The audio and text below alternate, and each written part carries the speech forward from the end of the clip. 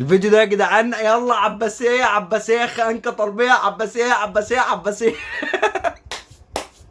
هو ده اللي هتشوف. اه والله. في يا عم. هو ايه اللي فيه ايه يا عم؟ انت عصبتني يا عم. والله العظيم هديكم الشبشب واحد واحد. انتوا بتعملوا فينا كده ليه؟ بتعملوا فينا كده ليه؟ مفهوم بقى يا عم، ده احنا في 2025 وداخلين على 26 مهبب على دماغكم.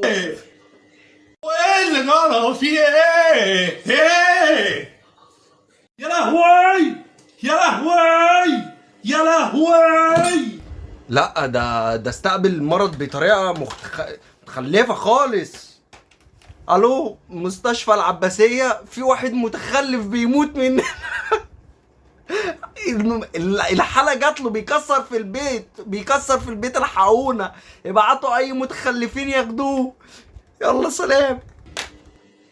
لعيبة عالة مش رجالة، لعيبة عالة مش رجالة. انا يا اخي قسما بالله نفسي اشوف مين ابن الواطيه اللي وصل لك النت ده. انا لو شفته قسما بالله هجري وراه بالشبشب، والله العظيم ما هحله. ده انا هجري وراه واحط له شبشب شبشب في دماغه. الله تعدل.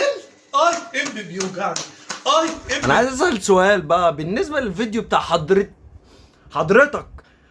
يعني انا اللي هعمل له مونتاج؟ يعني انت دلوقتي رافعه للناس يعملوا لك مونتاج بعد كده يشيروه لك، ولا انت ايه نظامك معانا؟ يعني انا ايه الفيديو؟ انا اول مره في حياتي فيديو اعمل له انا المونتاج غير المونتاج بتاعي. يعني ازاي؟ يعني اقنعني ازاي؟ ما هو ازاي؟ ايه ما انت بتعمل في واحد غريب اصلا الاطوار في كل حاجه.